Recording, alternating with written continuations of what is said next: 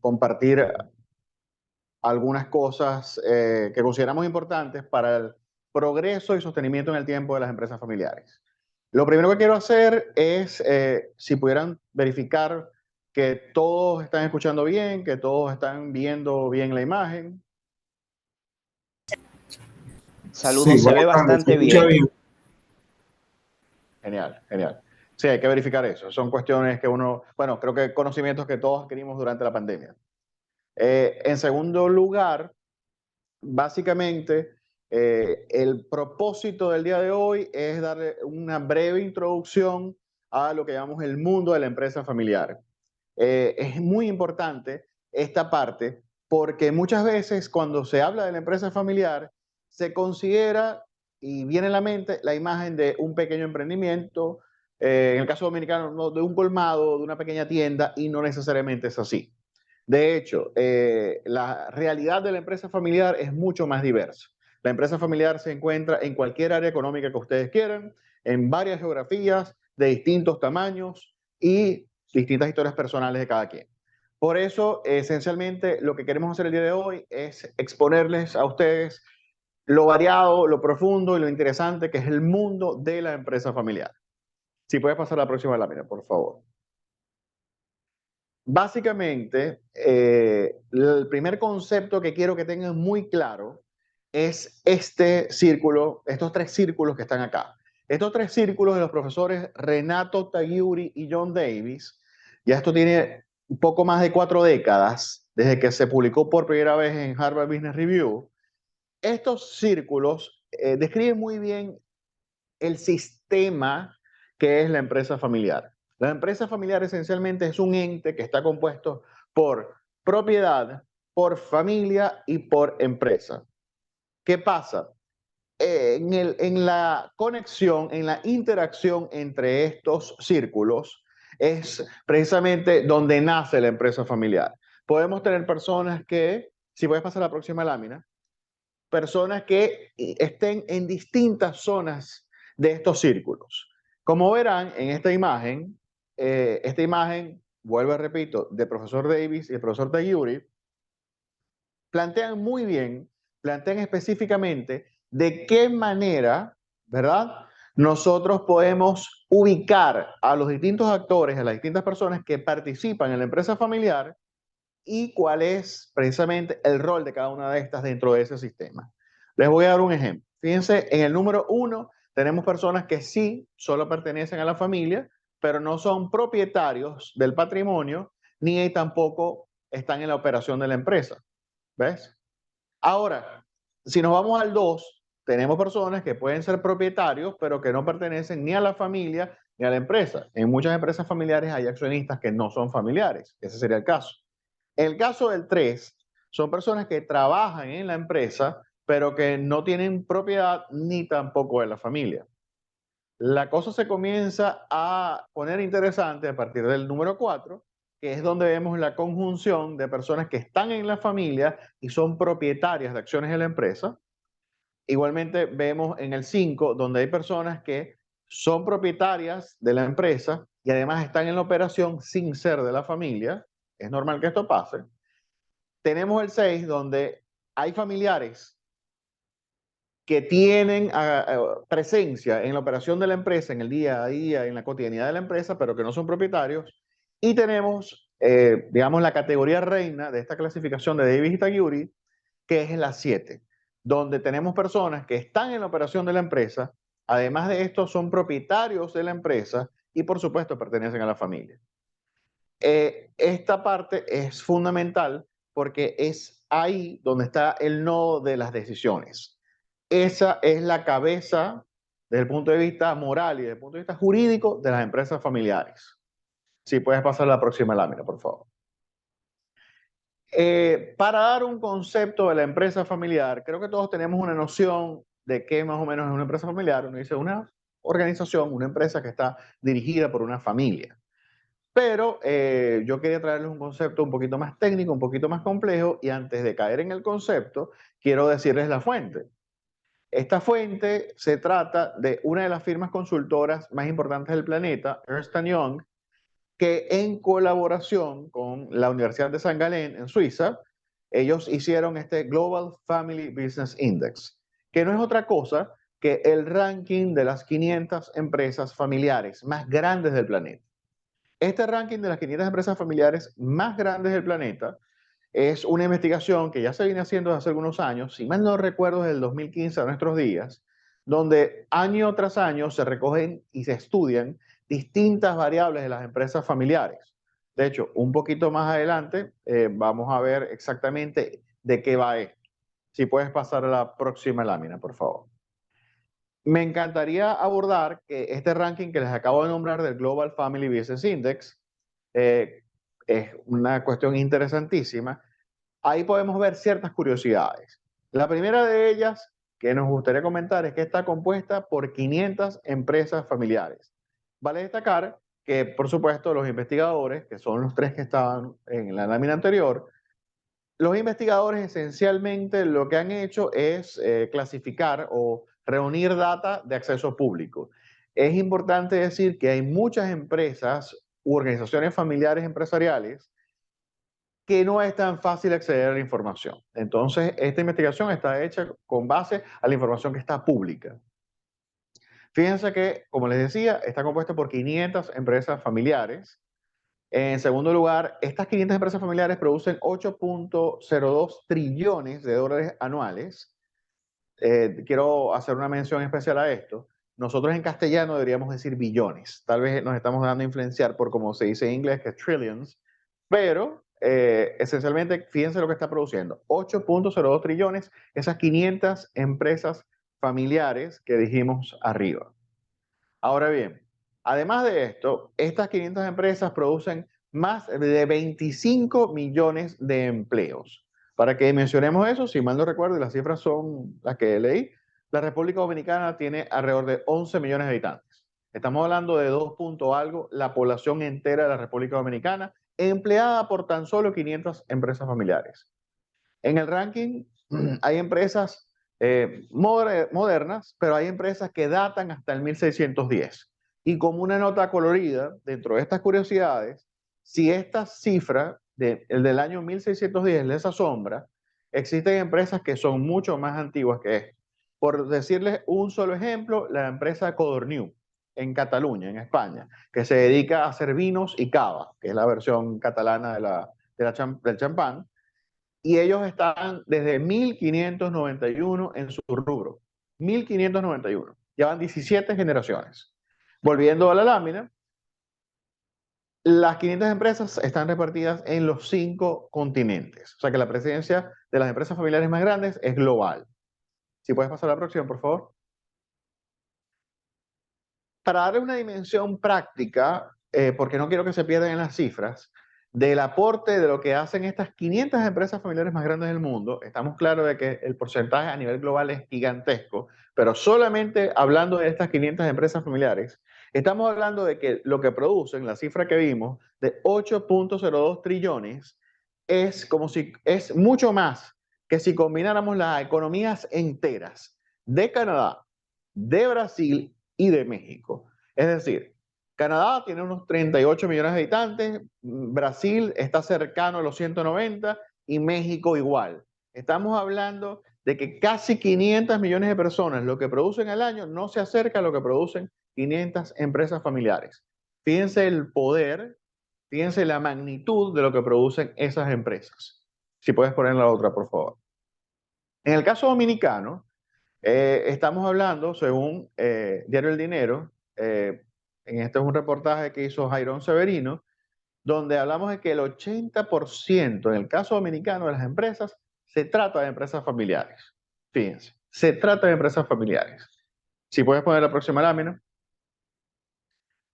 Para caer ahora sí en un concepto un poco más técnico de lo que son las empresas familiares, les quiero decir que una empresa, de acuerdo a los criterios del Global Family Business Index, del ranking que acabamos de ver, si la empresa es privada, si no cotiza en bolsa, la familia debe tener al menos el 50% de las acciones, controlar al menos el 50% de las acciones.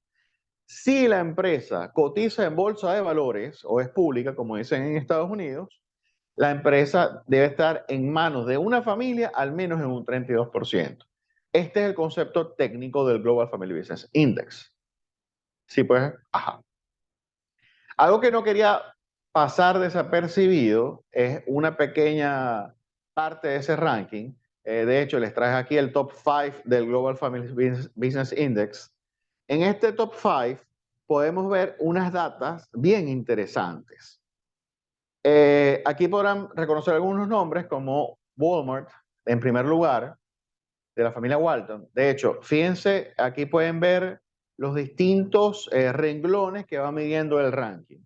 Fíjense que si es pública o privada, es decir, si cotiza o no en bolsa, el año de fundación, que en el año de Walmart es 1962. Fíjense que el revenue, es decir, los ingresos que tuvieron, el ejercicio anterior fue de 572.8 mil millones de dólares. O sea, estamos hablando de una empresa gigantesca, brutalmente grande. Estamos hablando de que tiene 2.3 millones de empleados ubicada en Estados Unidos.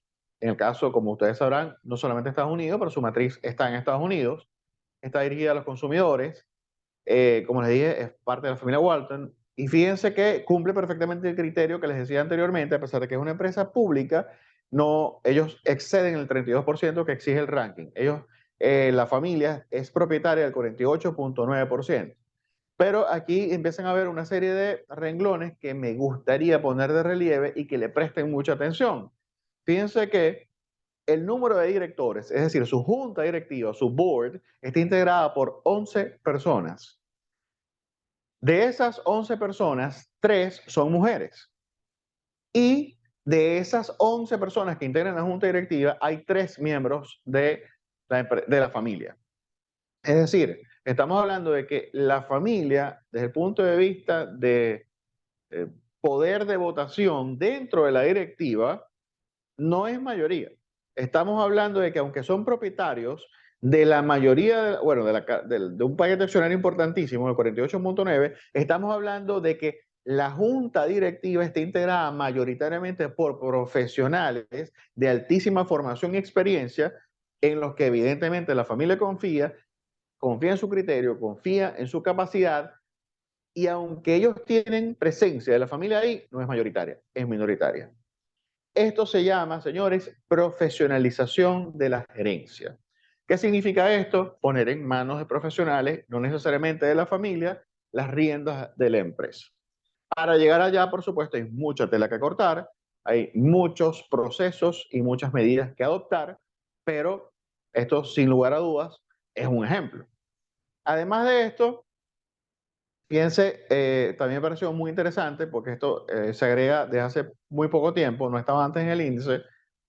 El CEO de la empresa, aquí aparece que es varón, pero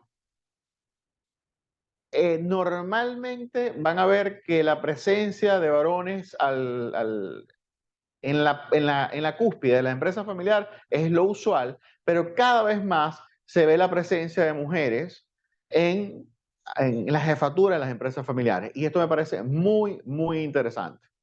Eso es un dato que no se podía dejar pasar.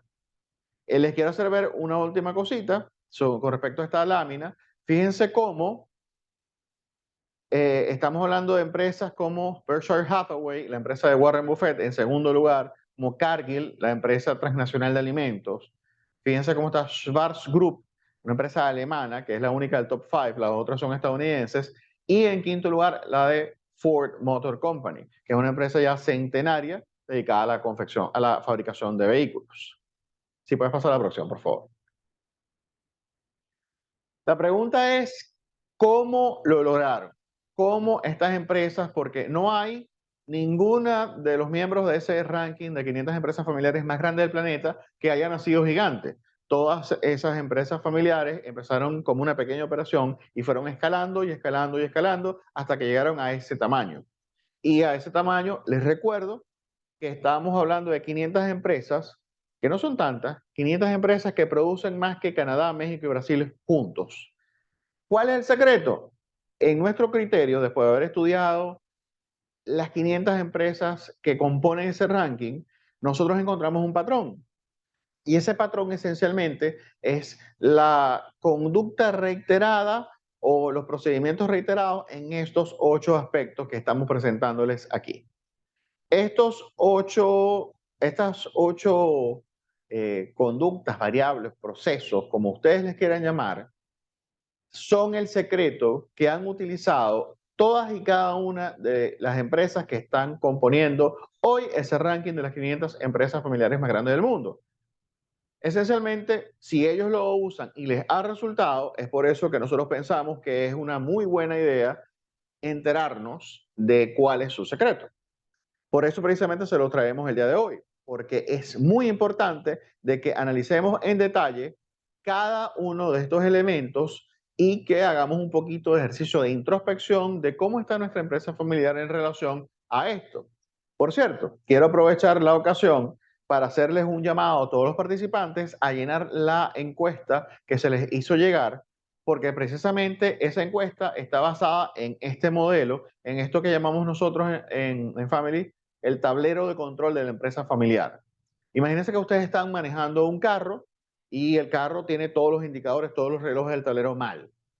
No saben qué gasolina tienen, no saben la temperatura, no saben qué velocidad van. Lo que queremos nosotros es precisamente que ustedes puedan utilizar el mismo tablero de control que utilizan las empresas familiares más grandes del planeta.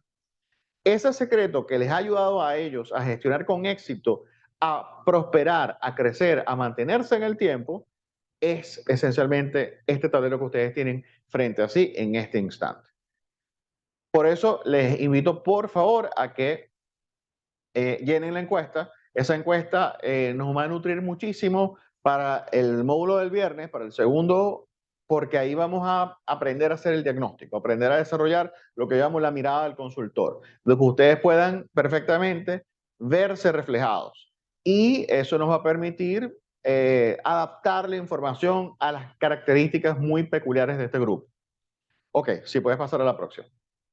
La primera variable, y esta es muy importante, es familia. La empresa familiar, es verdad, es como un profesor que tuve yo en el IESA, llamado Carlos Jaramillo.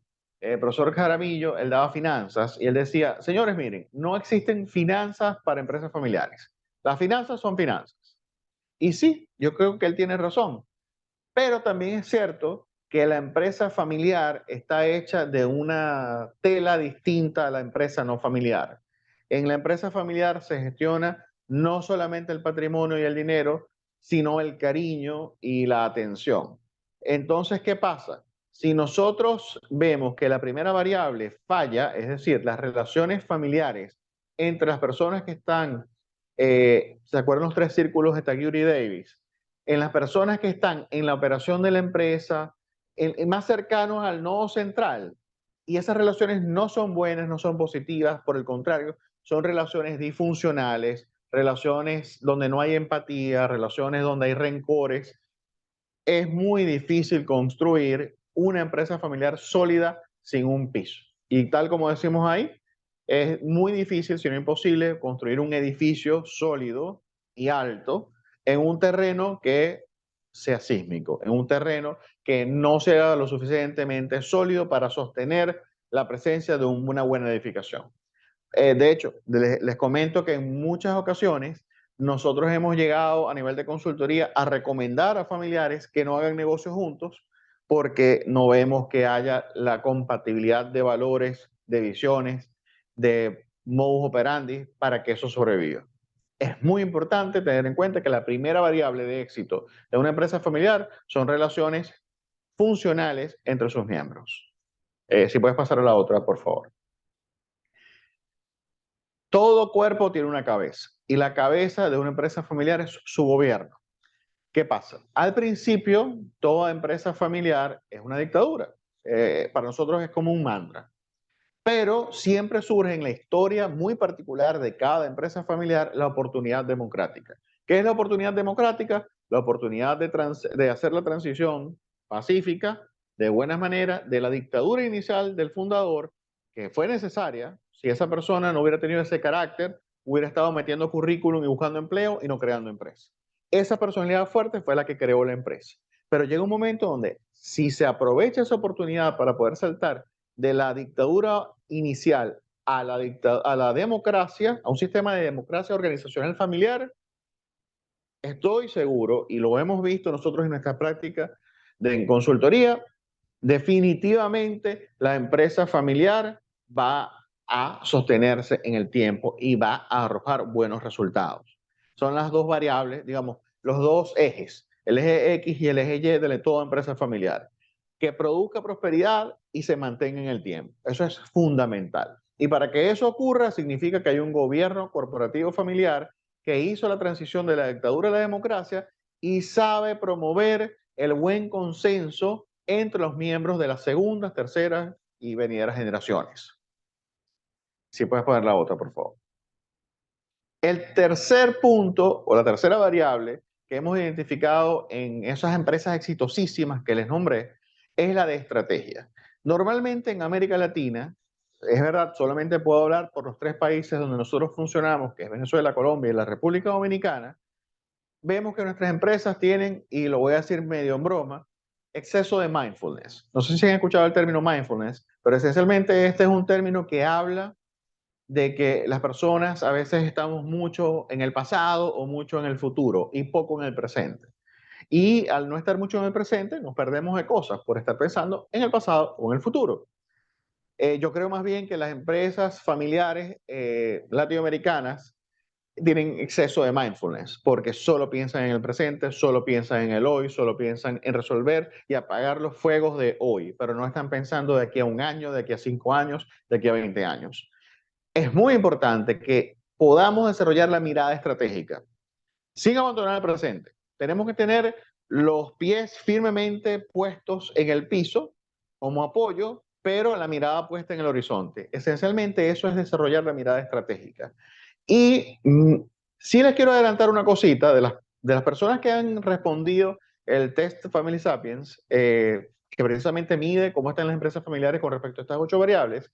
Me llama muchísimo la atención, y estoy hablando en un porcentaje más o menos el 85% de los que han respondido hasta ahorita, de que tienen muy claro a dónde quieren llevar su empresa en 5 años. Esa claridad estratégica me gustaría profundizar sobre eso, pero me llama mucho la atención porque no son los promedios normales y creo que esto me invita y me da mucho optimismo a seguir adelante porque si esto lo podemos desarrollar, este deseo, este saber dónde quiero estar en tanto tiempo, y puedo desarrollar un plan que me pueda trasladar como un buen vehículo de ese punto A donde estoy al punto B donde quiero estar, creo que vamos a poder estar dentro de ese ranking dentro de algunos años. La próxima lámina, por favor. Esta parte es muy importante. Obviamente, una empresa, a menos que sea una ONG y hasta siendo una organización sin fines de lucro, necesita financiamiento, necesita recursos, necesita contar con flujo de caja.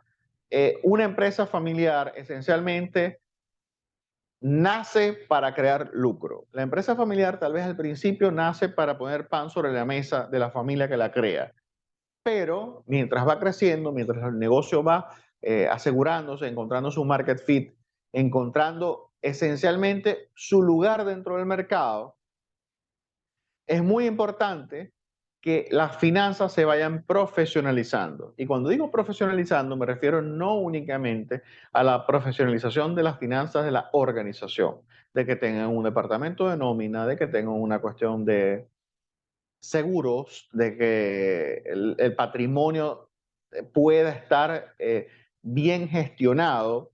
Muchas veces uno se encuentra empresas familiares que hacen, entre comillas, inversiones y estas inversiones simplemente son hechas, la decisión de hacer esa inversión son hechas más desde el punto de vista intuitivo que verdaderamente analizando los números.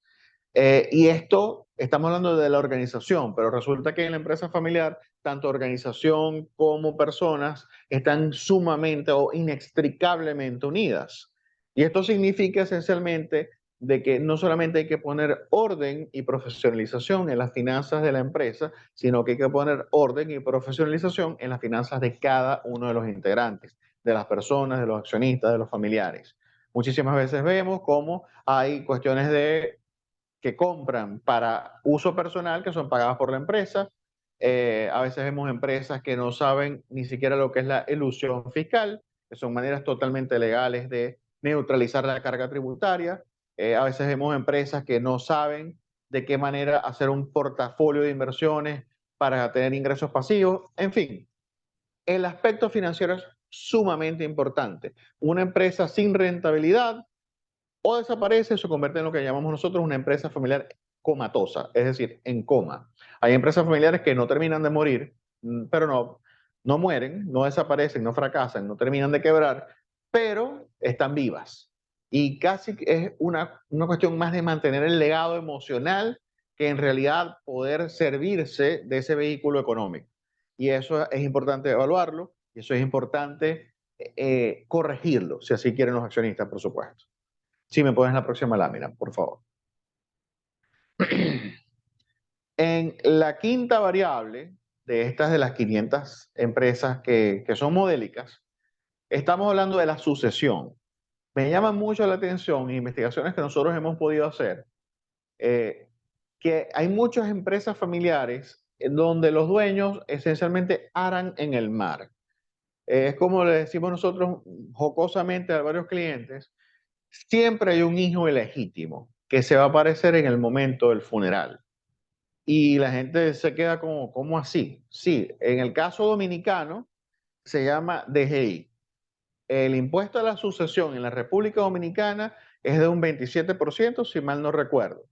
En el caso venezolano es el 35-34%. En el caso colombiano va por esas cifras. Y hay muchos otros países en América Latina y en otras partes del orbe donde el impuesto sucesoral es bastante oneroso.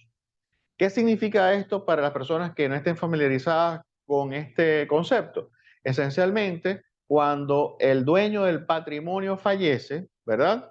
Así como va a heredar su viuda, así como va a heredar sus hijos y va a heredar cualquier otro que esté dentro de un texto como un testamento, por ejemplo, también va a heredar la autoridad tributaria del sitio, sea Chile, sea Paraguay, sea México o la República Dominicana. Generalmente, en nuestros países, me refiero a América Latina, las personas mueren, como se dice en derecho, ab intestato. Esto significa sin testamento. Si me preguntan a mí, el testamento es una buena metodología para planificar la sucesión, es decir, para planificar al detalle, en blanco y negro, cómo se va a trasladar el patrimonio de una generación a otra. Yo creo que no. Y yo creo que no, esencialmente porque el testamento ha demostrado ser un mecanismo ineficiente para hacer una transferencia de propiedad y de gestión de una generación a otra de la manera correcta. Les quiero dar dos ejemplos muy rápidos. El primero de ellos, yo tuve unos clientes que llegaron a la oficina esencialmente muy preocupados porque su papá, a raíz es una costumbre tal vez para el empresariado venezolano tener cuentas bancarias en los Estados Unidos y su papá había fallecido, ellos eran solamente dos herederos y estas personas no tenían acceso a la cuenta de su papá, donde habían poco más de 4 millones de dólares como ahorro. Ellos no saben cómo, pero el banco tuvo la información de que la persona había fallecido, obviamente bloquearon las cuentas, pero no solamente que se bloquearon las cuentas, sino que al no haber un testamento hecho en los Estados Unidos, buena parte de ese caudal va al IRS, que es la DGI norteamericana. Creo que un 55% fue en ese caso. Y además de eso, ellos tuvieron que sufragar, por supuesto, los abogados para el proceso de probate. El probate es esencialmente como un proceso a través del cual los tribunales norteamericanos tratan de impugnar o revisan, mejor dicho, revisan la validez, la viabilidad jurídica de que un testamento esté bien hecho y te puedan transferir el patrimonio, donde se puede perder hasta 2 años y además de los fees, de los honorarios de los abogados que tú tienes que contratar para que se encarguen de ese proceso en los tribunales. ¿Es un proceso beneficioso para los herederos? No, no creo que la persona que falleció bajo ningún concepto quería que sus hijos perdieran casi el 60% de lo que les dejó por su trabajo y su esfuerzo. Y en segundo lugar, les quiero dar otro ejemplo, en este caso de un magnate venezolano llamado Osvaldo Cisneros, primo de Gustavo Cisneros, no sé si alguno de ustedes lo conoce, de hecho él vive en La Romana. El señor Osvaldo Cisneros, él dejó un testamento y, por cierto, él dejó una fortuna personal alrededor de 1.2 billones de dólares, además de acciones en empresas poderosísimas en el área naviera, en el área petrolera, en el área comercial. Y en ese caso, los hijos de su ex esposa, como su esposa que lo sobrevivió, y los hijos que él adoptó están en un juicio en el Tribunal Supremo de Justicia que estoy seguro que va a durar un muy buen tiempo. ¿Es eso lo que la intención del que hace el testamento? No. La intención es que se pueda trasladar sin fricciones, sin problemas, sin contratiempos y de la manera más barata su patrimonio a las personas que él más quiere. Por eso les digo que en la parte de sucesión hay mucha tela que cortar, mucha tela que cortar. La próxima lámina, por favor. En el ámbito del intraemprendimiento, esencialmente me parece que esta es una de las claves del crecimiento de muchas empresas familiares.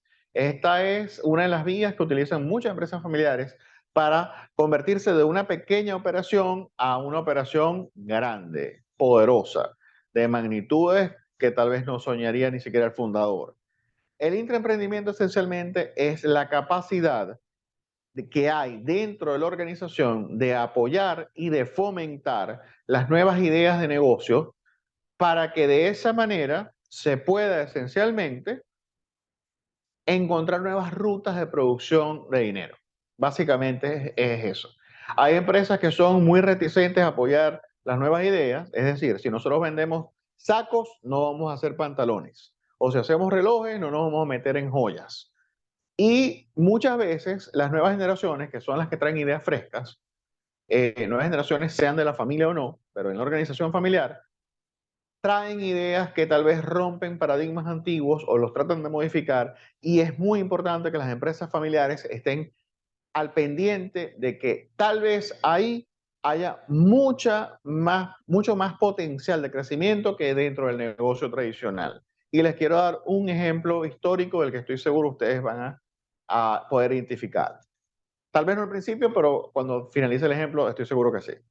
Hay una empresa que al principio de su operación se dedicaba al tema de la pulpa de papel. Después, en su historia, ellos hicieron también municiones para armas, balas. Después, estaban haciendo botas para el sector industrial y agrícola, botas estas de plástico. Y hoy en día, ellos se dedican a hacer un teléfono que ustedes conocen seguramente llamado Nokia. Fíjense cómo las variaciones de los modelos de negocio pueden traer muchas innovaciones. Tal vez por ahí no es el camino, pero son ensayos y error que las empresas deben permitirse. Y fíjense cómo de la pulpa de papel a finales del siglo XIX, hoy en día tenemos una empresa que tal vez no es tan famosa como lo fue hace unas décadas atrás, pero que aún no teniendo un papel preeminente como lo puede tener Apple o Samsung, sigue siendo una marca importantísima en el sector de comunicaciones. A eso me refiero con el emprendimiento. Las nuevas ideas deben ser como mínimo escuchadas y como máximo apoyadas y fomentadas. La próxima lámina, por favor.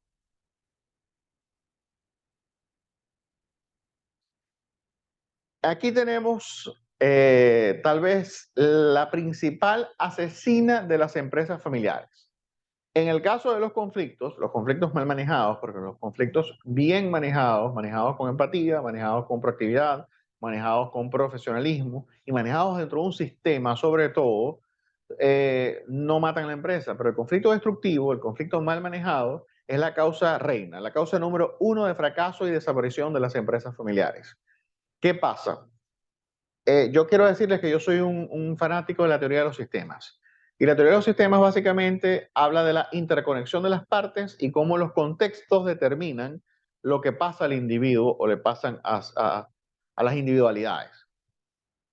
Cuando nosotros vemos altos niveles de conflicto en las empresas familiares, esencialmente se debe a dos causas. La primera, la presencia abundante de casos de injusticia. Y en segundo lugar, nosotros vemos cómo esencialmente hay problemas de transición generacional.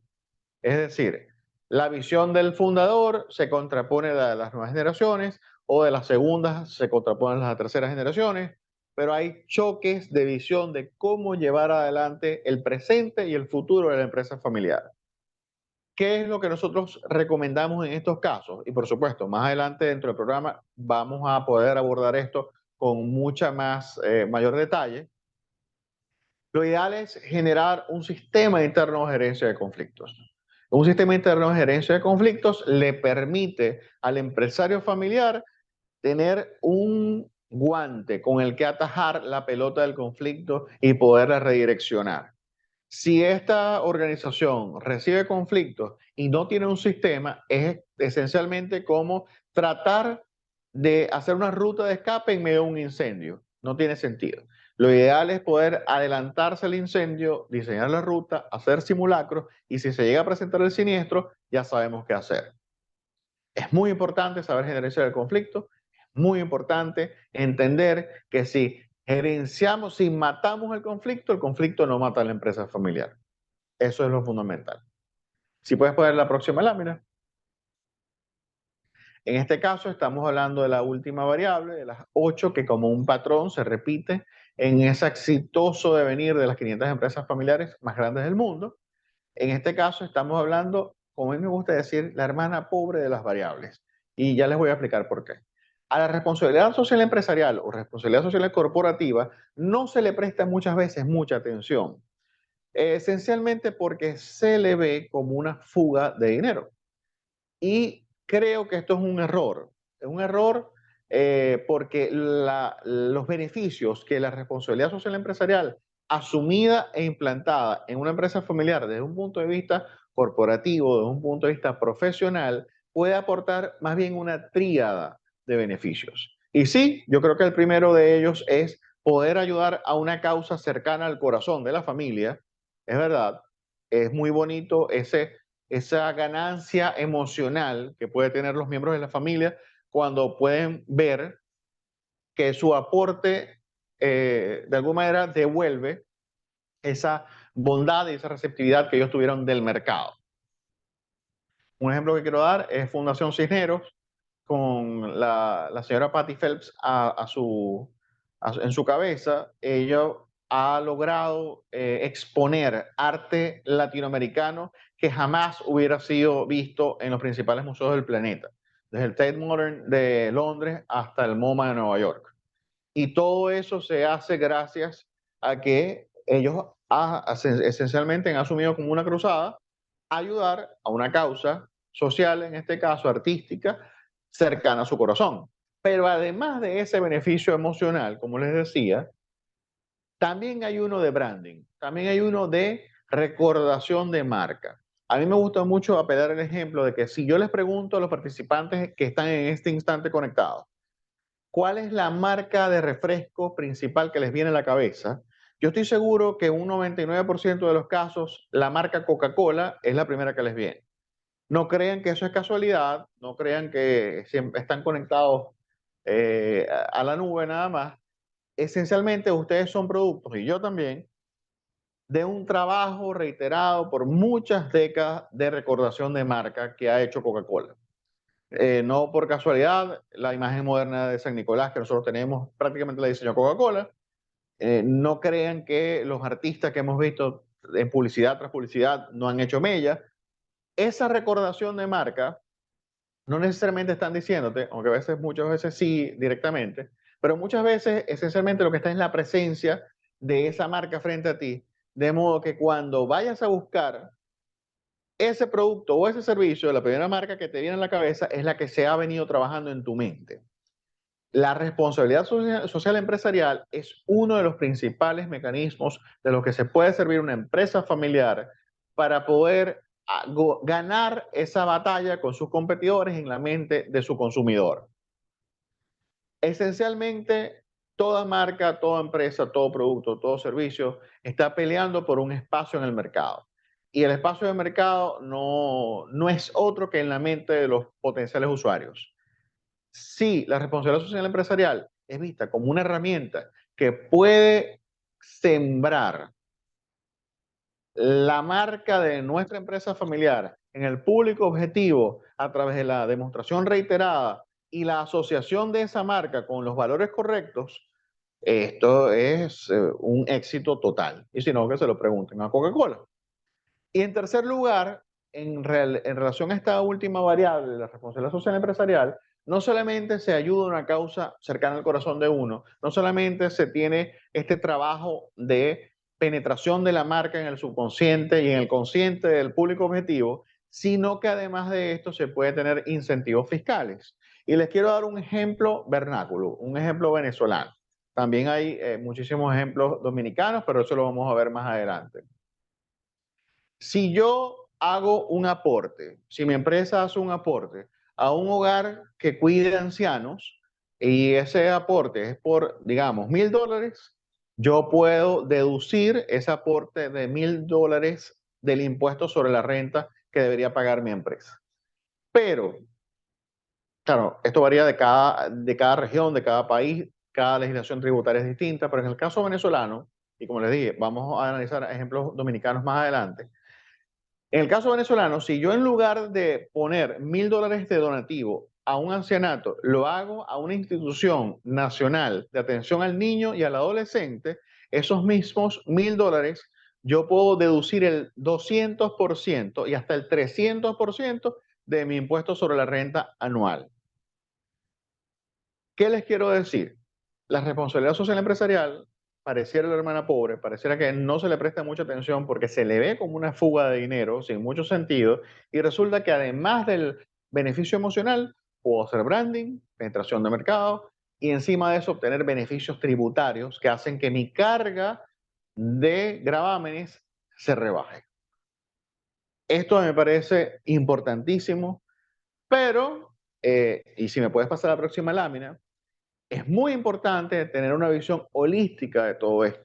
Y por eso les pongo aquí que esto es un sistema. No se trata de que esto es un buffet, donde yo agarro un poquito de este plato, un poquito de este y un poquito de este. Se trata, al ser un sistema, es que estas 500 empresas familiares más grandes del planeta que integran el ranking del Global Family Business Index, esencialmente están ahí porque han sabido, han comprendido que estas 8 variables funcionan en equipo, que hay que cumplir y sacar buena nota en cada uno de estos relojes, en cada uno de estos indicadores, y que solamente es la sumatoria de cada uno de estos, familia, gobierno, estrategia, finanzas, sucesión, intraemprendimiento, manejo de conflictos y la responsabilidad social empresarial, al mismo tiempo, sí, es como la labor de un malabarista, que tiene que tener esos 8 pines en el aire sin que ninguno se caiga, ahí es que se va creciendo y ahí es que se va trascendiendo en el tiempo.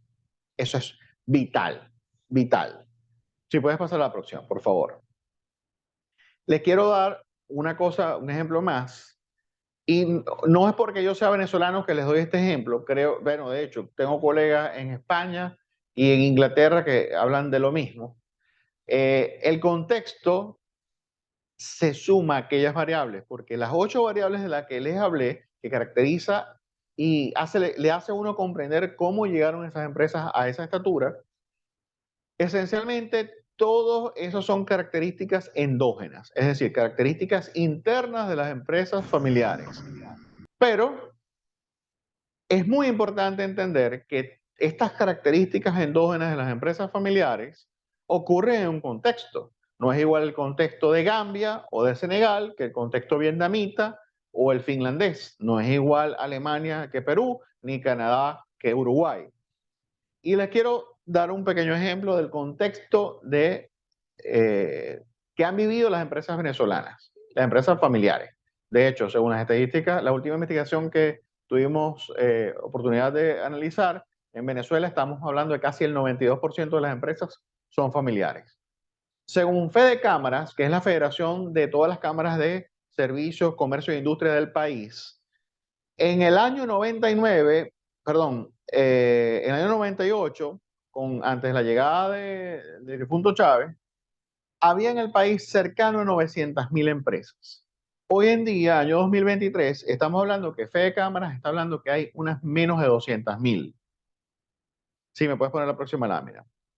Como verán, la diferencia de 900.000 a 200.000 empresas es esencialmente una hecatombe, un holocausto empresarial.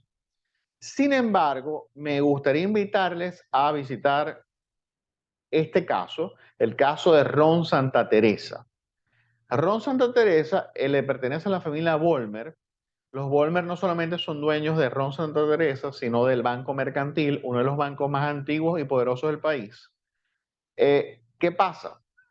Como una nota colorida, el Banco Mercantil era la empresa insignia de la familia Vollmer y la hermana pobre, la empresita que nadie le prestaba mucha atención, era Ron Santa Teresa. Resulta que Banco Mercantil, al igual que toda la banca venezolana, ha prácticamente implosionado. Sus números son risibles, tal vez comparables a los de Haití. Y ahora la que produce bastante dinero para la familia Vollmer no es Banco Mercantil, aunque debo decir que ellos también tienen Mercantil Schweiz en Suiza y Mercantil en Estados Unidos, que es Amerant, pero la que produce mayor dinero en este instante es Ron Santa Teresa, que se produce en la Hacienda Santa Teresa, que es propiedad de la familia, la hacienda es propiedad de la familia desde 1796. Es decir, esta familia ha visto prácticamente todas las historias, todas las etapas de Venezuela, desde que éramos España hasta el chavismo. Y han sabido sobrevivir y han sabido no solamente sobrevivir, porque no se trata de sobrevivir, porque como les decía antes, no se trata de crear una empresa familiar comatosa, que no muera, ahí está, pero no produce grandes dividendos. No, la empresa debe crecer y prosperar, porque una empresa familiar que no crece desaparece. Ahora bien, resulta que el caso de Ron Santa Teresa, en este mismo contexto, que aniquiló unas 700.000 empresas, resulta que Ron Santa Teresa, lejos de desaparecer y de erosionarse, lo que hizo fue crecer. Si puedes poner la próxima lámina, por favor. El caso de Ron Santa Teresa es muy interesante porque ellos son una de las pocas empresas roneras que no fueron compradas por grupos transnacionales, sino que se mantienen en manos de una familia venezolana. Hoy en día, lejos de empequeñecerse, de despedir nómina, de estar súper endeudada, lo que son es una empresa en números positivos que está exportando a 84 países del mundo y que ha participado en muchos certámenes internacionales y concursos y competencias ganando grandes medallas por calidad. Y esto me hace pensar, ¿dónde está la clave? La gran pregunta que a mí me apasiona de este caso de Ron Santa Teresa, si puedes poner la próxima lámina, por favor, es cómo lo han logrado. Y cuando yo me pongo, hemos tenido la oportunidad de hablar con Alberto Vollmer, que es el actual CEO de la firma, de hecho, y con su director en Venezuela, Andrés Chumaceiro. De hecho, tenemos un live, un Instagram live, donde entrevistamos a Andrés Chumaceiro de Ron Santa Teresa y los invito a verlo. Esencialmente, lo que hicimos fue pasar la praxis de esa empresa de Ron Santa Teresa por el patrón que encontramos en las 500 empresas familiares. Es decir, evaluamos cómo se comportan ellos en cada una de esas 8 variables que acabamos de abordar y explicar. Y les voy a decir que sacaron excelente nota en absolutamente todas. Desde el punto de vista de gobierno, ellos tienen una junta directiva muy bien establecida, por cierto, tienen 11 personas que la regentan y solamente hay 2 familiares que tienen las credenciales que están ahí para estar ahí. Es decir, es como dice el profesor Ivan Landsberg, uno de los grandes especialistas del campo de la empresa familiar. Hay nepotismo con excelencia. Desde el punto de vista del gobierno, no solamente está muy bien constituida la junta directiva, sino que tienen un plan estratégico. Ellos saben a dónde van, saben a dónde quieren ir, saben cómo, porque tienen un plan perfectamente elaborado que no está escrito en piedra, porque Venezuela es un lugar muy dinámico, pero tienen un plan que es variable y que puede resistir los embates del cambio y del dinamismo venezolano. Además de esto, desde el punto de vista de responsabilidad social empresarial, les quiero hacer una breve inciso, no me quiero seguir extendiendo tanto. Resulta que Ron Santa Teresa fue invadida.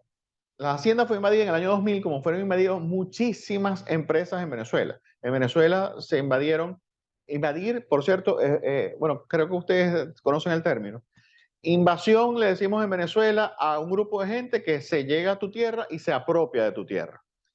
Y está el otro peligro que es la expropiación. La expropiación ya es hecha por el Estado, donde viene y te dice, esto ya no es tuyo, esto le pertenece a la colectividad por utilidad pública.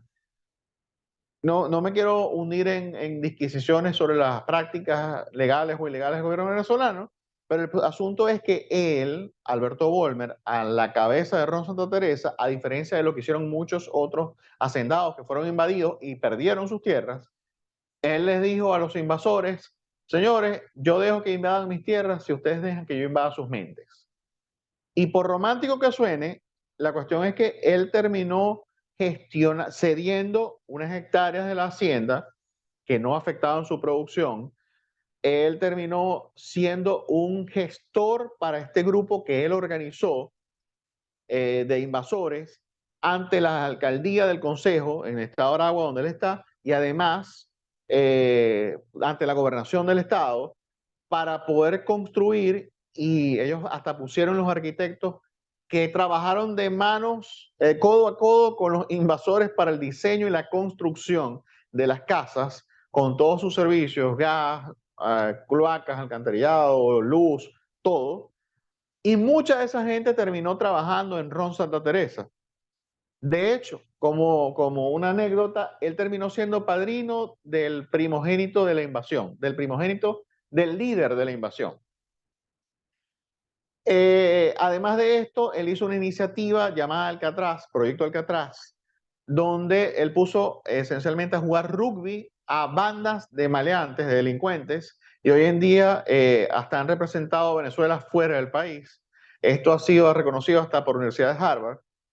¿Qué les quiero decir? Él logró hacer una alquimia del conflicto, logró una situación que hubiera sido destructiva para cualquier otra empresa familiar, transformarla y hacer que fuera la mejor campaña posible de relaciones públicas y de penetración de marca que ha habido en Venezuela en los últimos años.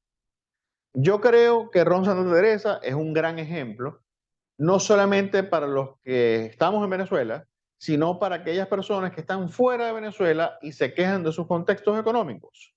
Si me puedes pasar la próxima lámina, por favor. ¿Y por qué digo esto?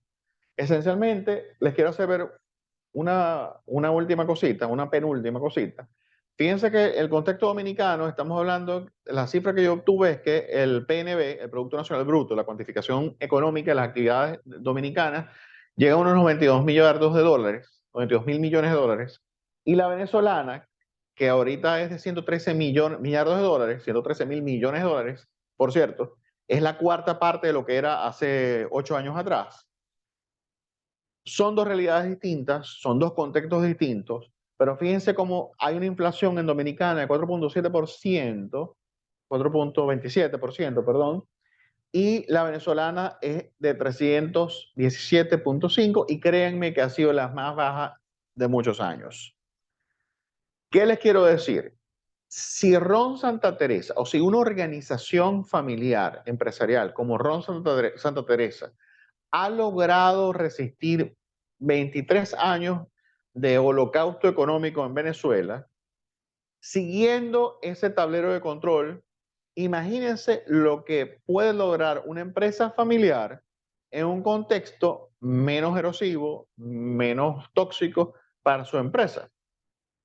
Y básicamente ese es mi llamado, a que identifiquemos cómo podemos incorporar esas fortalezas que desarrolla empresas en un contexto tan crítico como Ron Santa Teresa al contexto dominicano, donde yo particularmente veo como extranjero unas posibilidades brutalmente grandes de crecimiento y expansión.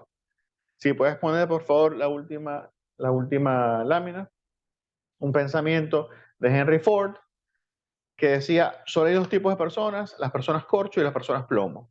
Las primeras, pase lo que pase, no se hunden. Y las segundas, pase lo que pase, van hacia abajo.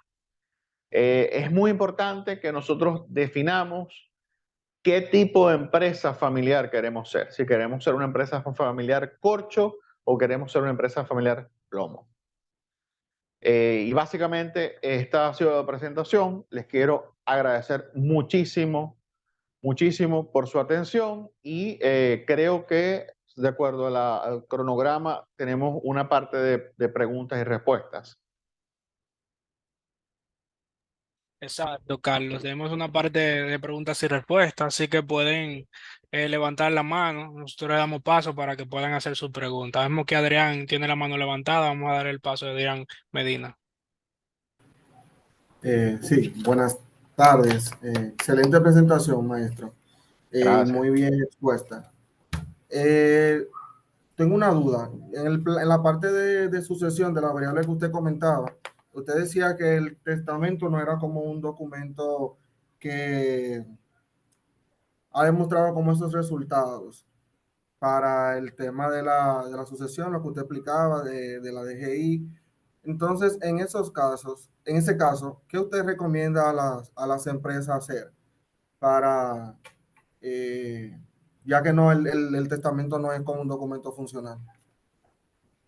Bueno, lo primero, sí debo decir, y debo ser muy responsable en esto, eh, el plan sucesoral de cada empresa es un traje a la medida, ¿ves? No es un traje estándar, porque tú mides muchas variables, tú como un sastre, mides, y cuando tienes las medidas exactas de cada empresa familiar, tú puedes hacer una recomendación. Ahora, en términos muy generales, ¿por qué yo digo que el testamento dejó de ser la herramienta de transmisión de patrimonio de una generación a otra, de una generación a otra por antonomasia? Es porque, básicamente por dos razones. La primera es que el testamento es impugnable. Es decir, si yo vengo y le dejo a mis hijas el testamento, yo les dejo un apartamento en Miami y les dejo una hacienda que yo tengo al sur del lago de Maracaibo, ¿verdad?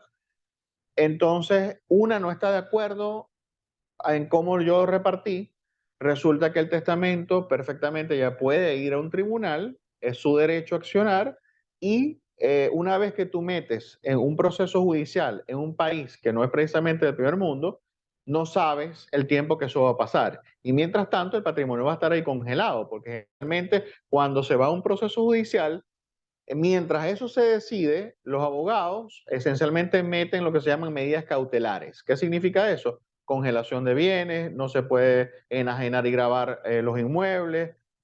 Esencialmente se congela el patrimonio.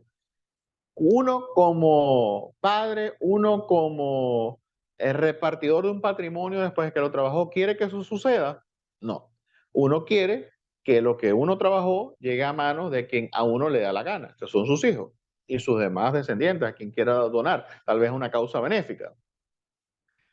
Y para eso el testamento ha demostrado ser bastante inútil.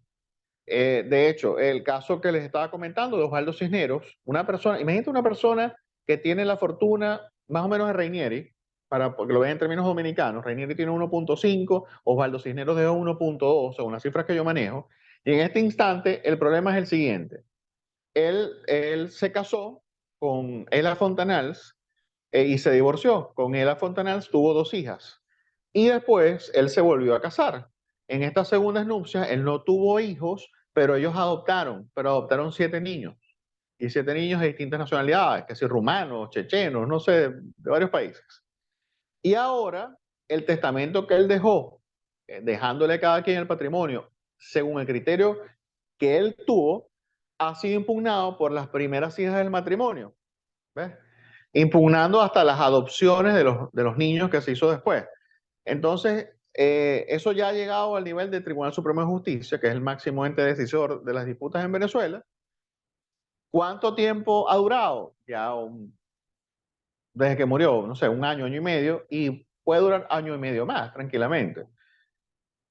El testamento no es la vía. ¿Cuál es la vía? Si me preguntas, y ojo, esto lo digo en términos muy generales, desconozco tu caso, o el de tu empresa familiar, a mí me gusta mucho que la empresa, y también depende de la estatura económica, puedan pensar en esencialmente el mecanismo de la deslocalización. ¿Qué significa esto? La deslocalización hace que, vamos a decirlo así, que haya neutralización tributaria. Te doy un ejemplo dominicano.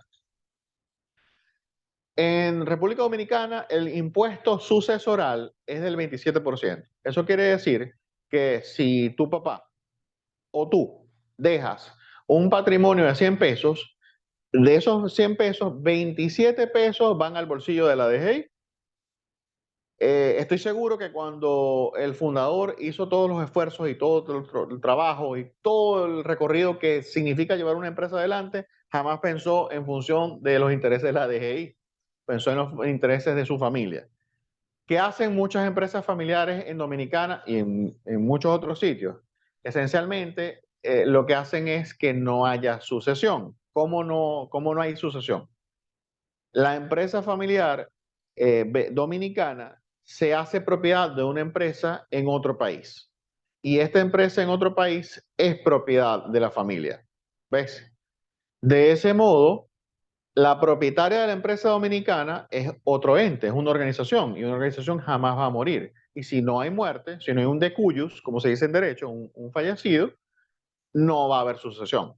Entonces, si no hay sucesión, no hay impuesto sucesoral. Ese 27% queda en el bolsillo que quería el fundador, no en el bolsillo de la agencia tributaria. No sé si sientas que te respondí la Sí, pregunta. sí, entendí. Ahora todo un poco más claro en ese sentido. Ok, ok. Gracias. De todos modos, vamos a tener una parte, si mal no recuerdo, en el programa de específicamente de sucesión. Y ahí podemos abundar en muchos más detalles de cómo son los mecanismos de deslocalización. Todo depende de la jurisdicción. Para República Dominicana se utilizan varias jurisdicciones porque también depende de los tratados internacionales suscritos y ratificados por la República Dominicana. Son una serie de variables. Por eso te digo que es muy a la medida. Ok, entiendo. Gracias. Excelente. Bueno, tenemos a Nicole James, que va a también tener la mano levantada. Tiene una pregunta, le Ok, damos el paso. Hola, buenas tardes. Buenísima la presentación, me ha gustado gracias. mucho y tengo una inquietud con relación al tema del 27% de la sucesión. Si eso es desde qué monto en la República Dominicana, porque desconocía que se cargaba ese monto. Esencialmente, son raros los países que no tengan impuesto sucesoral. De hecho, los países que tienen una baja carga tributaria, es decir, que su impuesto sobre la renta es muy bajo, que no hay impuesto sucesoral, o no hay impuesto a las corporaciones, o no hay impuesto a las ganancias, o no hay impuesto sobre el valor agregado, son calificados como paraísos fiscales. ¿Qué pasa? ¿La República Dominicana puede ser catalogada como un paraíso fiscal? Para nada. De hecho, tiene una carga tributaria que no es de las más altas, pero es una carga tributaria importante. Eh, entiendo que como toda legislación tributaria, existen unos montos máximos y mínimos a partir de la cual es gravable un patrimonio. ¿Ves? Cuando hablamos de micros y pequeñas empresas, tal vez no entren en la categoría de gravabilidad, pero habría que ver el monto con el Código Tributario Dominicano. Sí te puedo asegurar que muchas empresas dominicanas, muchas familias de alto patrimonio, como se dice en inglés, un high net worth individual, una persona de alto valor neto, siempre utilizan mecanismos de deslocalización, siempre utilizan lo que llaman estructuras de trusts, que son fideicomisos, pero en el extranjero, en jurisdicciones que le permitan a la persona neutralizar el impuesto sucesoral. Básicamente eso. El impuesto dominicano es bastante, si me preguntan a mí, es bastante oneroso. Y generalmente el problema, yo lo veo, es que la gente ni siquiera se planifica en función de que debe pagar ese impuesto. Es decir, no solamente tienen el pesar emocional de la pérdida del familiar, del fundador, sino que muchas veces se topan con el shock económico de que tienen que pagar esa cifra. Y resulta que es una sorpresa nada agradable que tienen que entonces ellos o contar con el cash suficiente para poder erogar ese impuesto, o les toca vender parte del patrimonio para poder hacer frente a la obligación tributaria.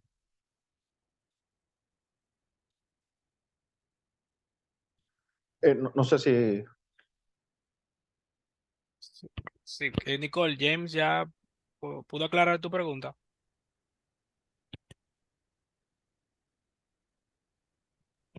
Parece Si que Sí, tienes no. alguna está duda... bien. Yo hizo el tema de los montos en la página de la de la DGI. ¿Cómo? El tema de los montos, pues eso lo podemos verificar en la página de la DGI. Correcto, correcto. Todo es, de hecho, no solamente en la página de la DGI, sino que ellos tienen sus links hacia las leyes respectivas. Entonces ahí puedes verificar perfectamente, digamos, los rangos a partir de los cuales hay exoneración o están exentos y tienen un beneficio. Claro que sí. Perfecto. No sé si Raúl Suriel tiene una pregunta porque encendió su micrófono. Sí, ok. ¿Cómo no? Lo apagué otra vez. Realmente felicitar al profesor. Gracias. Excelentes exposiciones, clarísimas. Muchísimas gracias. Yo quiero que Gracias. hablemos un poquitico más, profesor, sobre la responsabilidad social empresarial, eh, porque lamentablemente en la República Dominicana eso casi todo lo dejamos de lado y no vemos como una inversión a favor de la marca y, y la propia empresa, sino que lo vemos como un gasto. Entonces, trabajar esa parte eh, es un poquito complicada. No solamente nosotros los empresarios, sino a los otros empresarios más grandes. Cuando tú le dices a un empresario nuestro que hacer algún aporte, siempre está pensando en mi patrimonio. Entonces, ¿cómo vender la idea de, de la responsabilidad social empresarial? Lo que pasa es que, fíjate, Raúl, cuando cuando un familiar que está en una empresa te dice, no, pero es que es un gasto, yo no lo desoigo. Yo sinceramente lo que hago es escudriñar en el proceso específico, porque ¿sabes qué me he topado? Que las empresas familiares no le saben sacar el jugo a la responsabilidad social empresarial. Las empresas pequeñas, medianas y micro. Las empresas grandes pueden dar cátedra. Puedo aprender yo muchísimo de ellos.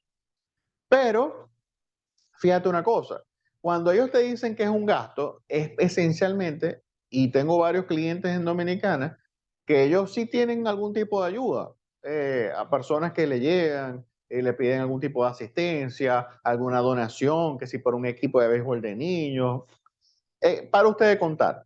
Y ellos lo que hacen es esencialmente emiten un cheque y lo dan. Y efectivamente desde ese punto de vista es un gasto porque tú no estás teniendo retribución, pero no tienes una retribución porque no existe un sistema dentro de tu organización que le sepa sacar el jugo de la responsabilidad social empresarial a favor de la organización.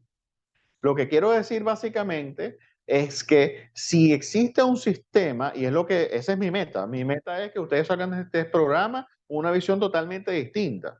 Y si ustedes, yo hago bien mi trabajo y ustedes salen de aquí sabiendo que si llevan bien la gestión de esa cartera dentro de la empresa, la responsabilidad social empresarial, ustedes pueden tener beneficios tributarios imputables al impuesto sobre la renta. Es decir, que el aporte que ustedes dan les sale gratis, pero no solo que les sale gratis, sino que ustedes pueden ayudar de verdad a una causa que esté cercana a sus intereses. Y además de eso, haciendo todo eso, pueden ustedes seleccionar causas que no solamente estén cercanas a su corazón, sino que estén cercanas a los valores que su marca quiere transmitir. ¿Ves?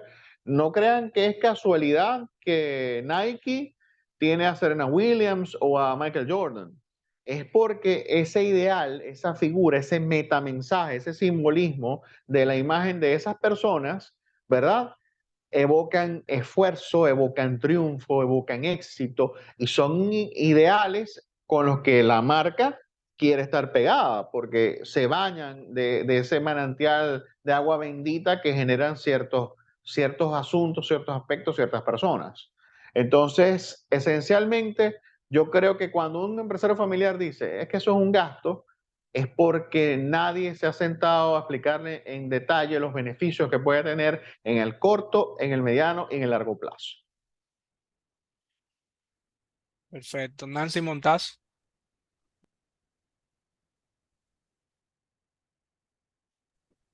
Sí, buenas tardes, buenas noches ya. Realmente iba a hablar sobre las sucesiones, que pasó un caso con un cliente del centro MIPYME. Yo soy asesora empresarial y teníamos un cliente que quería hacer una sucesión con su hijo, con uno de sus hijos. ¿Qué pasa? Que él no sabía que tenía que pagar el 27% a la Claro. renta. La sorpresa es Cuando, agradable. oye, una sorpresa, pero bien grande. Realmente era un monto bien considerable y él lo que quería era ayudar a su hijo en la empresa que él tenía, cediéndole un apartamento el cual el hijo quería vender al mismo Eso no se tiempo. hace. Eso no se hace. Y Sí, sí. cuando yo le di todos los detalles y del monto que tenía que pagar, ese hombre echó el grito al cielo. Claro. Realmente se sorprendió tanto porque él no sabía que tenía que pagar ese 27%. Sí. Y realmente eso es legal, eso tienen que hacerlo. Esas sucesiones son bien delicadas. Bueno, Nancy, te quiero decir algo. No vayan a malinterpretar lo que estoy diciendo en el sentido de que yo hable de evasión fiscal, porque la evasión fiscal aquí en China es un delito. Estoy hablando de elusión fiscal.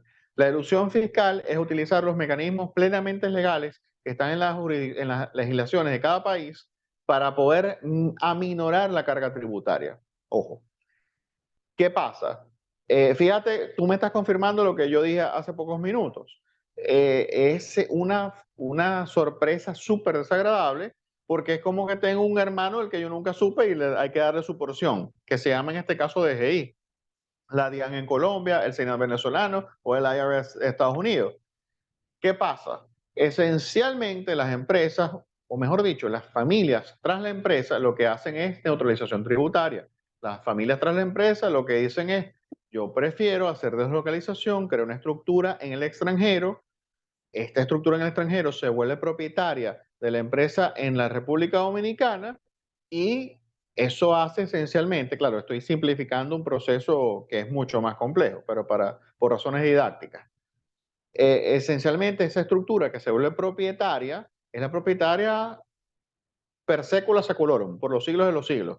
Y evidentemente como esa organización no va a perecer, no va a morir porque no es un ente físico, jamás se da la sucesión. Es decir, jamás se da la condición que exige la ley dominicana para que te cobren el 27%. Nunca. Y ese es un mecanismo que, o sea, no existe un empresario grande de la República Dominicana que tenga testamento. Todos tienen estructuras del tipo de las que estoy diciendo. Lo que pasa es que la gente tal vez muchas veces le tiene miedo a este tipo de estructuras por desconocimiento, pero es mucho menos oneroso de lo que la gente se imagina. Y la cuestión es que es mucho menos oneroso, como yo digo siempre, que el 27% de tu patrimonio entero, que es lo que esencialmente te va a exigir la DIAN en Colombia, la DGI en Dominicana, la IRS en Estados Unidos. ¿Ves? Pero sí, coincido con tu comentario. Gracias. Perfecto. ¿Hay alguien más que quiera hacer una pregunta? Sin Un miedo, yo no aporte, sí, muerdo. exacto, sin miedo. Estoy aquí precisamente para esclarecer cualquier duda, cualquier pregunta y escuchar cualquier comentario al respecto de este tema, que es muy interesante. De hecho, me gustaría agregar una cosita, Nancy. Nosotros estamos desde la firma promoviendo la creación de una ley de fomento a la empresa familiar en la República Dominicana. De hecho, hemos escrito al respecto en El Dinero. Y esencialmente una de las cosas que nosotros estamos proponiendo es la reducción dramática del porcentaje del impuesto sobre la renta, porque pensamos que es un impuesto punitivo y sin sentido, que está castigando en vez de premiar a familias que tienen décadas trabajando en función de su gente. Wow, excelente. Eso sería maravilloso. Les voy a hacer llegar el artículo. Se lo voy a agradecer porque así nosotros estamos enterados de todos sus procesos.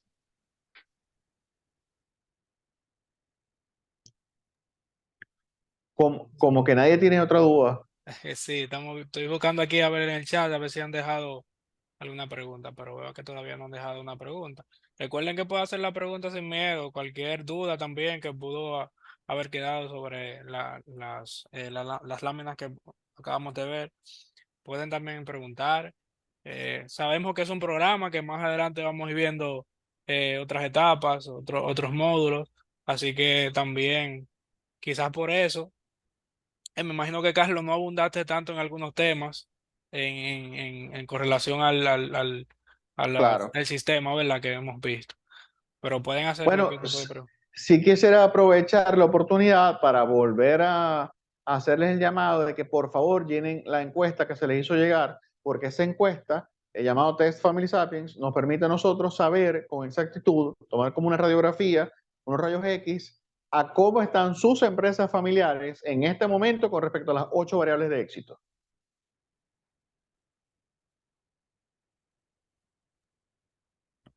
Perfecto.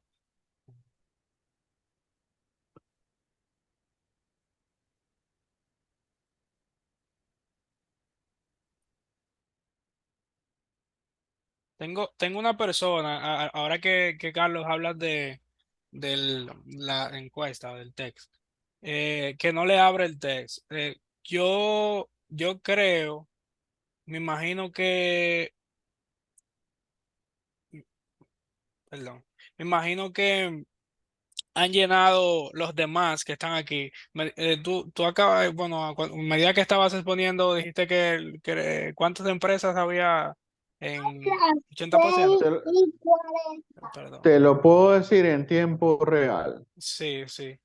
Para este Por momento han respondido 23 personas, 23 personas, ok, ok. Porque, pero entiendo que son 41. exacto, recientemente me escribió una persona que no podía entrar, no sé si era puede ser que sea el Qué internet de raro. esa persona, sí, por el grupo, pero Creo porque no es pesado, no es pesado en absoluto. bien. Entonces vamos a Sí, ver. porque la clase del viernes precisamente es sobre el autodiagnóstico. Perfecto. Y precisamente quiero ponerles un espejo para que ustedes vean cómo está este grupo en relación a esas 8 variables de éxito. Y podemos ahí, eh, claro, es a la medida del grupo, no a la medida de las individualidades que lo integran, Exacto. pero ir viendo cómo esos promedios van incidiendo en variables de éxito o no y cómo ir corrigiendo. Perfecto. Bien. Tenemos a Sandra que tiene la mano levantada. Vamos a darle la oportunidad. ¿Cómo no? Sí. Saludos, Hola Sandra. Carlos, un gusto saludarte. Desafortunadamente no pude estar en toda la sesión porque la agenda no me lo permitió, pero te he venido escuchando. Y primero que todo, darte gracias por haber aceptado de acompañarnos a nosotros en este reto tan bonito que nos has propuesto de las empresas familiares.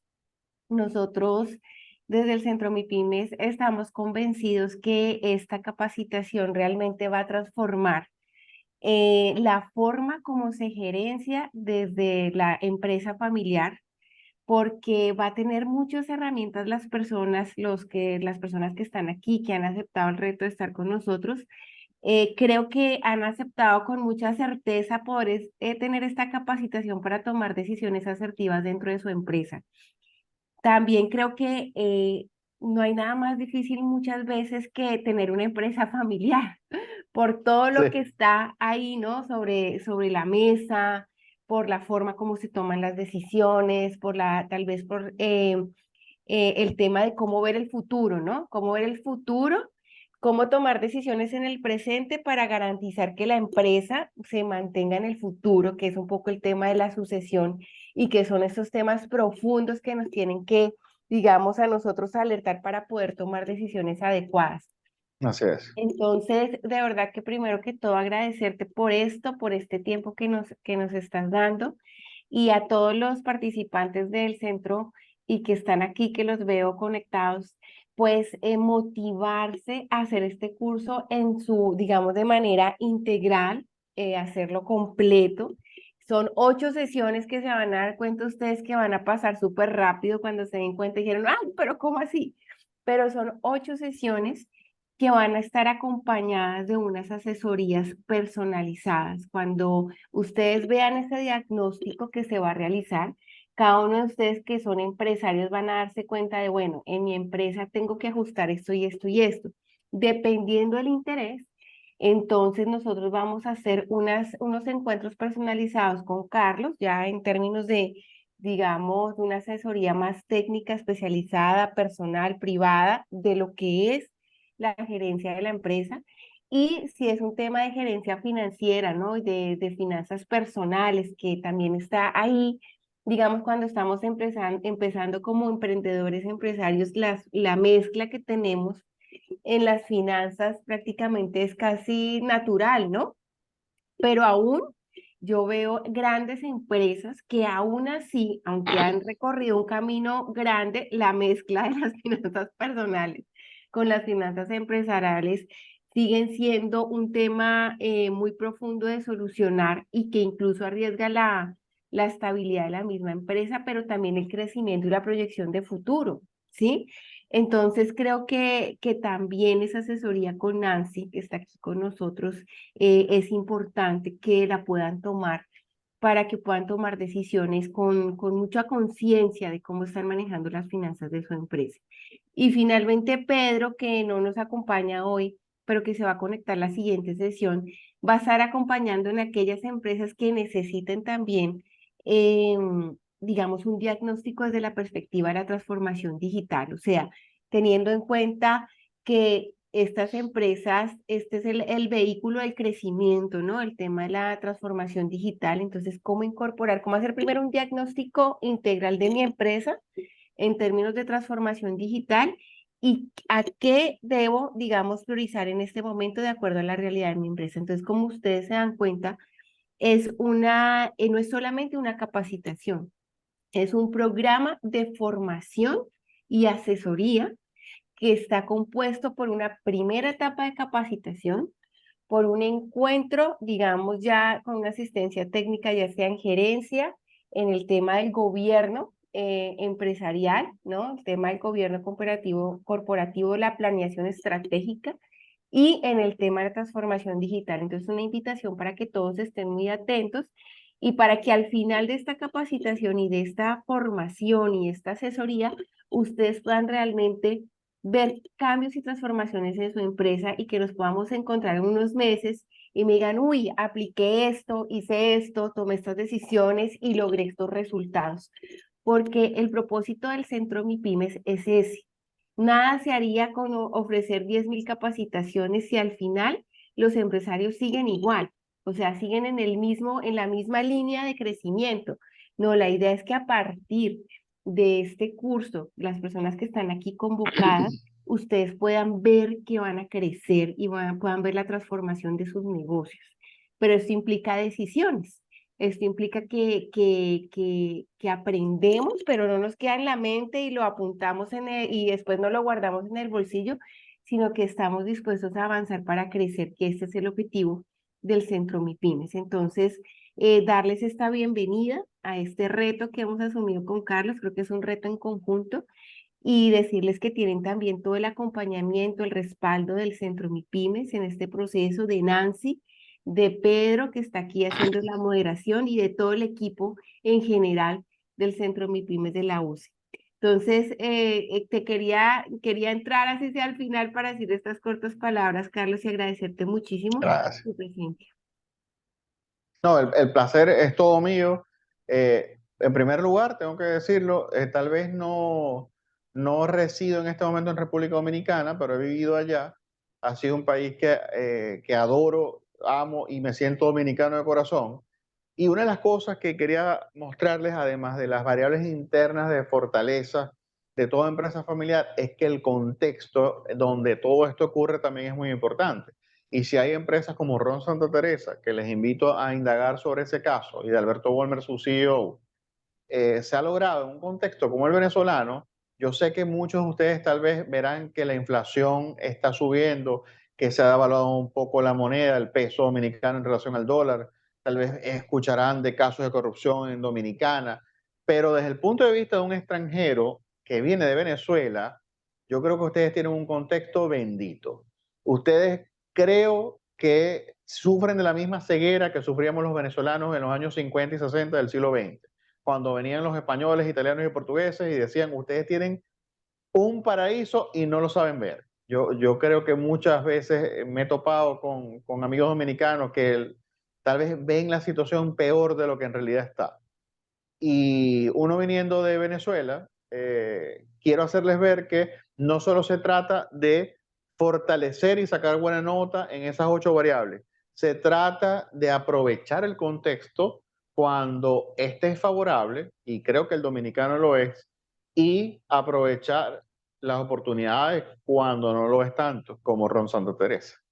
Entonces, yo agradecidísimo más bien de poder cooperar con el Centro MIPYME. Me parece una iniciativa hermosísima esta. Y nada, seguimos adelante. Si tienen cualquier pregunta, aquí estoy. Soy todo oído, estoy a sus órdenes. Y les recuerdo, por favor, que llenen el texto para tener la información lo más completa posible. Perfecto, muchas gracias, Carlos. Creo que ya con esto podemos finalizar por el día de hoy. Recuerda la próxima sesión el viernes, ¿verdad? El viernes a las 5 de la tarde también, hora de aquí de República Dominicana, de 5 a 7 de la noche. Así que estaremos ahí con la segunda sesión. ¿Cómo se titula la segunda sesión, Carlos? ¿Me puede dar una ayudita ahí? Es el autodiagnóstico. Queremos ayudarlos a desarrollar lo que yo llamo la mirada del consultor. Cuando uno llega a una empresa familiar, hace el test y mira cómo está, le toma esa radiografía a la empresa y uno mire cómo está en relación a qué, a las 8 variables que hoy vimos. Y así ustedes pueden diagnosticarse y decir, tengo que mejorar esto, tengo que mejorar. Es como un examen de sangre. Exacto. Ustedes van a ver cómo tienen los triglicéridos, el colesterol, que si le da tensión, toda esa cosa. Exactamente, bien. Pues entonces ya saben lo que están aquí. Recuerden nuevamente realizar el test y la encuesta que está en el grupo que hicimos de WhatsApp. Así que no olviden esa parte.